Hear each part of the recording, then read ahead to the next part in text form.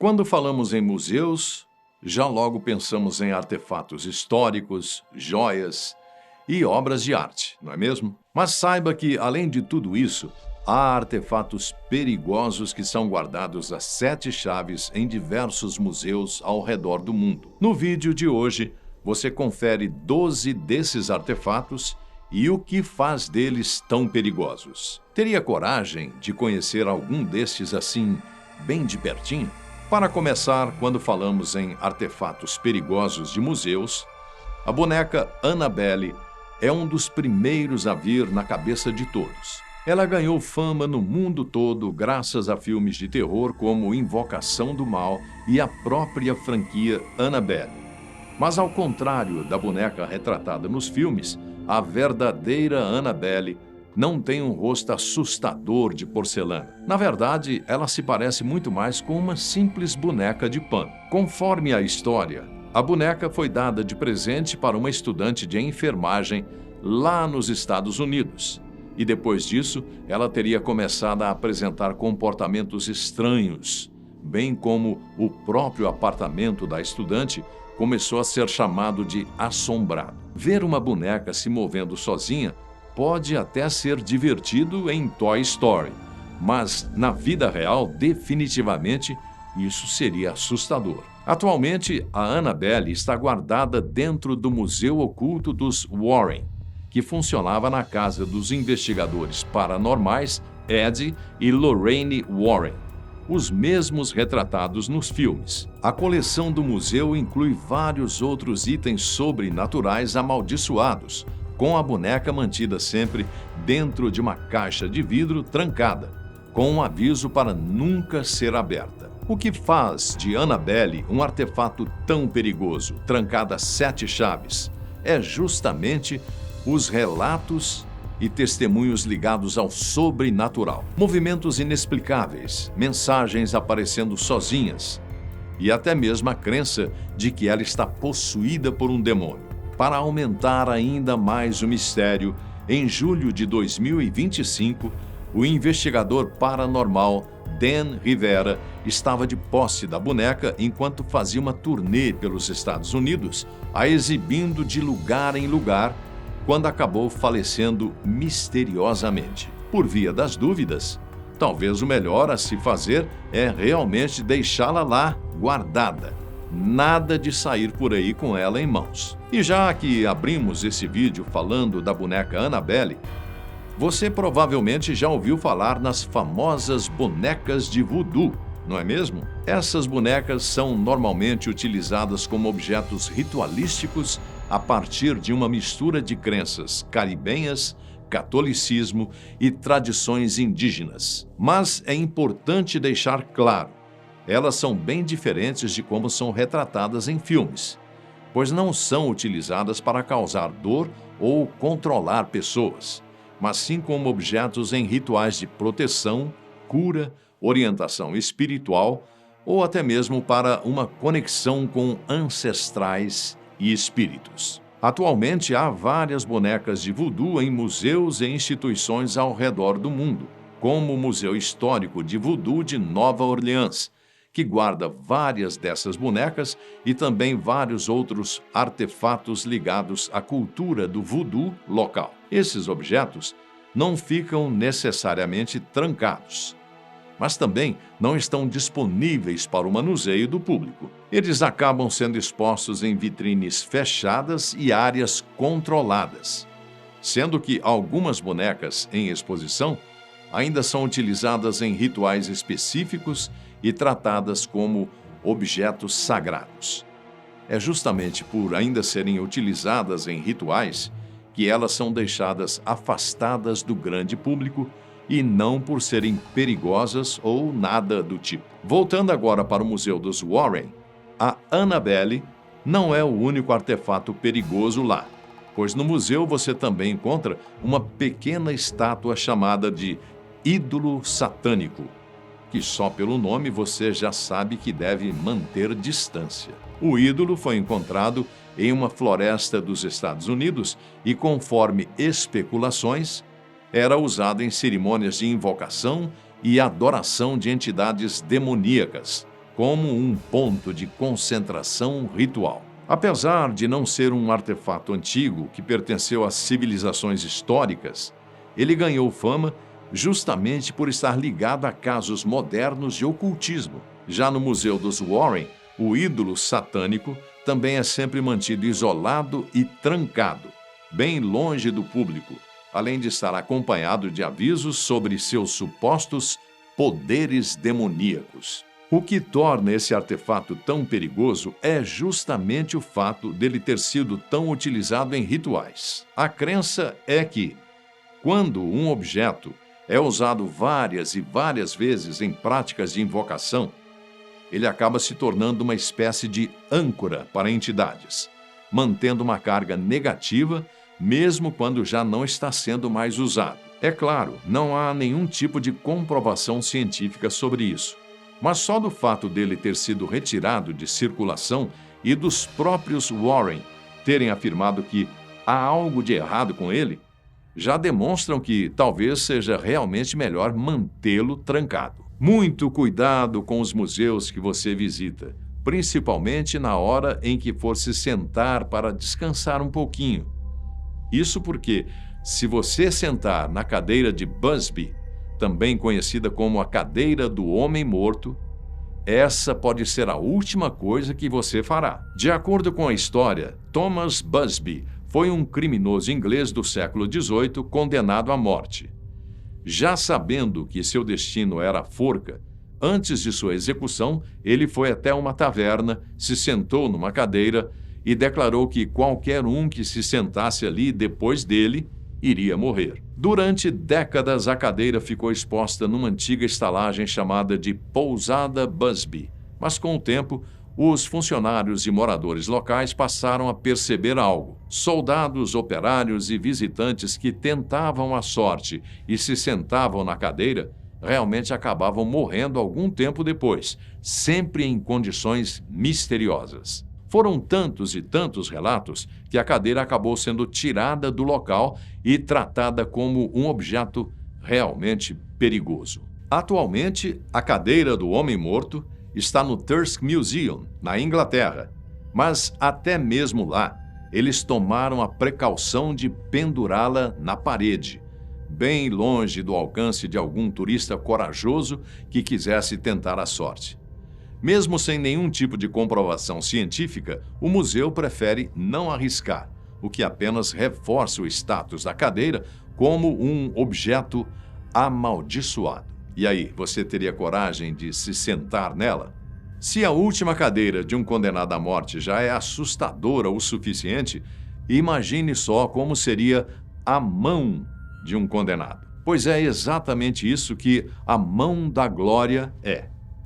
Pode acreditar, esse tipo de artefato macabro é feito literalmente da mão de um condenado à morte, geralmente enforcado, que era amputada, desidratada e tratada com substâncias para conservá-la. Há várias dessas por aí, não sendo, portanto, um artefato específico como os anteriores. Conforme crenças europeias antigas, essas mãos eram usadas como castiçais, colocando velas feitas de gordura do próprio cadáver entre os dedos. Eles acreditavam que esse objeto teria o poder de paralisar pessoas, induzir sonos profundos ou até mesmo impedir que moradores acordassem durante roubos. O exemplar mais famoso está hoje guardado no Whitby Museum, lá no norte da Inglaterra. Essa mão foi encontrada escondida dentro da parede de uma casa antiga, o que definitivamente não deve ter sido uma experiência agradável para os moradores. O que torna a mão da glória um artefato perigoso não é algo físico direto, mas sim o peso simbólico extremamente perturbador que ela representa. Estamos falando de um objeto ligado à violência, à morte e a práticas criminosas, além de crenças em magia negra e rituais ilegais. É justamente por isso que elas são geralmente mantidas trancadas, funcionando mais como um alerta histórico e a brutalidade do passado do que uma simples curiosidade. Mas claro, se ainda assim você quiser conferir uma de pertinho, É só ir em um dos museus onde uma dessas mãos pode ser encontrada. Não são apenas artefatos amaldiçoados ou sobrenaturais que você encontra em museus. Por exemplo, você sabia que em muitos lugares ao redor do mundo há coleções especiais de plantas venenosas sendo expostas? Esses lugares são chamados de herbários, o que é basicamente um museu de plantas, sendo que entre as várias coleções diferentes, algumas das espécies expostas produzem toxinas naturais, ou seja, são conhecidas justamente por serem altamente venenosas na natureza. Olhando assim de longe, principalmente por trás de um vidro, essas plantas até podem parecer inofensivas à primeira vista, mas acredite, suas substâncias químicas podem te derrubar e para sempre. Além disso, há certas espécimes, como as que estão no Field Museum, em Chicago, que estão trancadas em armários fechados e só podem ser vistas por pesquisadores e funcionários treinados, justamente para evitar que alguém acabe tocando na planta. Sim, um único toque pode ser fatal. Já na Inglaterra, o Jardim Envenenado é uma espécie de museu ao ar livre para turistas, sendo que logo na entrada ele carrega o aviso: essas plantas podem te matar. O passeio está disponível para qualquer um que queira ficar lado a lado de diversas plantas venenosas, capazes de matar ao simples toque. Caso você queira se aventurar nessa, é bom andar sempre com as mãos nos bolsos, para evitar qualquer tipo de acidente. Você já ouviu falar das caixas Dybbuk? Na tradição judaica, um Dybbuk é um espírito humano desencarnado que, por causa dos pecados que cometeu em vida, vagou inquieto até encontrar refúgio em um objeto qualquer. Imagine só como seria comprar uma caixa com um espírito maligno dentro. Mas acontece que a lenda moderna se popularizou por uma mentira, ou melhor, de uma fake news. Nos anos 2000, um negociante de antiguidades chamado Kevin Menes comprou uma caixa em uma venda de garagens. E na hora de revendê-la pela internet, ele inventou uma grande história. Ele inventou que essa caixa teria pertencido a um sobrevivente do Holocausto e que abrigava dentro dela um Dybbuk. A história ganhou fama mundial.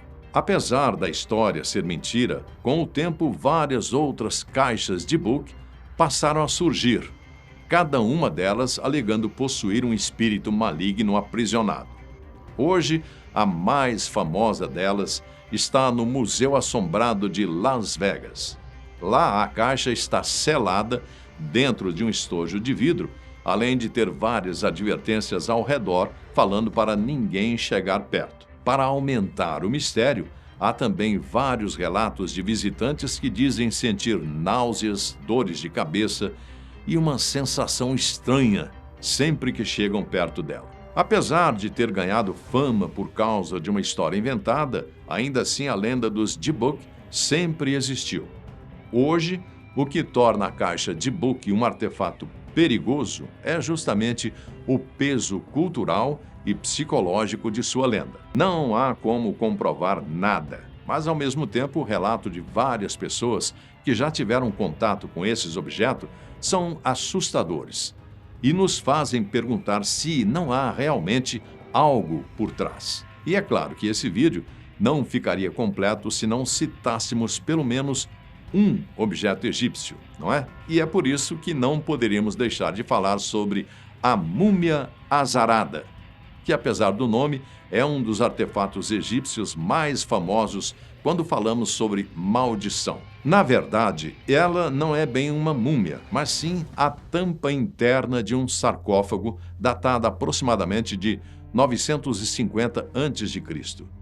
Esse artefato começou a ficar famoso no final do século XIX, quando foi associado a várias histórias de azar, doenças e mortes, envolvendo qualquer pessoa que tivesse tido contato com ele.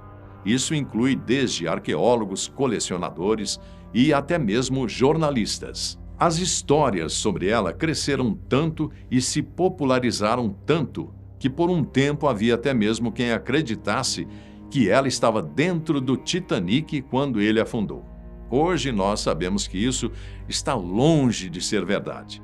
Assim como a maioria dos itens desse vídeo, a ciência é incapaz de explicar se há realmente algo de sobrenatural neste objeto, sendo que todas as mortes que ele supostamente causou acabam caindo apenas na categoria de coincidência. Atualmente, a múmia azarada está no Museu Britânico em Londres.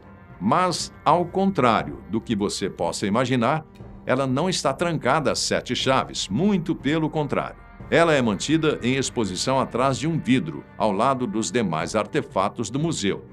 O vidro está ali principalmente para proteger o próprio artefato que, por ser bastante antigo e frágil, deve sempre receber um cuidado extremo.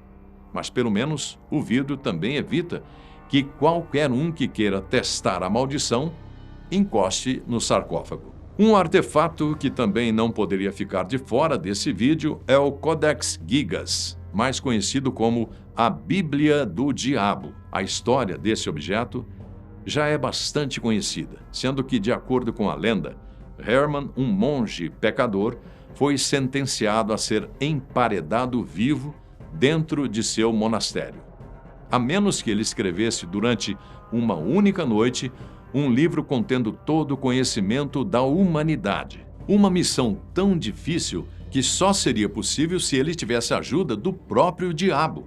E foi exatamente isso que supostamente aconteceu. Em uma única noite, Herman escreveu 620 páginas em um livro com quase 1 metro de comprimento e usando cerca de 160 peles de animais como encadernação. Além disso, o livro ainda trazia uma enorme ilustração de um diabo, o que apenas ajudou a comprovar a sua fama de amaldiçoado. Mesmo hoje, pouco se sabe sobre a origem do livro e sobre as reais intenções de seu autor.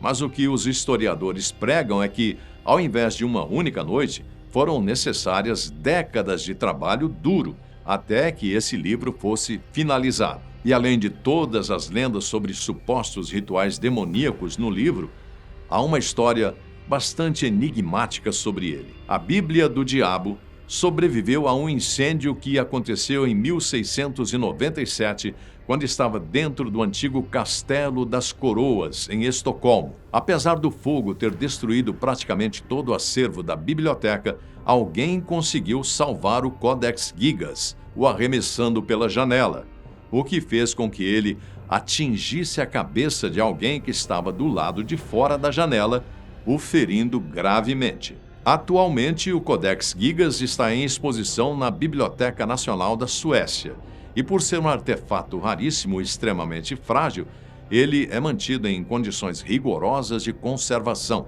com controle de luz, temperatura e umidade, além de ser proibido que o público o manuseie livremente. Mas não precisa se preocupar, pois caso você queira ler o seu conteúdo, você encontra facilmente pela internet, já que ele foi todo digitalizado. Então, já pretende adicionar ele para sua próxima leitura? Você já viu antes alguma daquelas pinturas com uma criança com lágrimas escorrendo pelo rosto e uma expressão angustiada? Pois saiba que essa é uma das pinturas do Menino Chorão, uma série de pinturas famosas pela Europa e que, a partir dos anos 80, começou a ganhar uma fama bem sinistra. Tudo começou quando os jornais britânicos da época começaram a relatar uma sequência estranha de incêndios domésticos.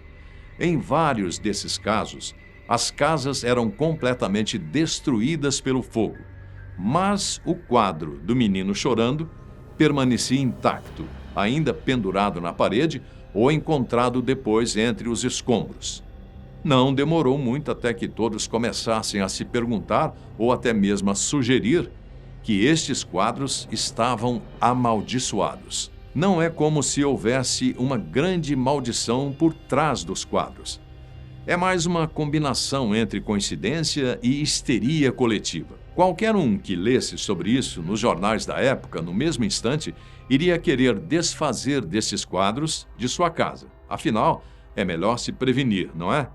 O impacto foi tão grande que o quadro acabou entrando para o imaginário popular como um objeto amaldiçoado, mesmo sem necessariamente uma maldição por trás deles. Atualmente ainda é possível encontrá-lo por alguns museus ao redor do mundo. Mas você teria coragem de pendurar um destes na parede de sua casa?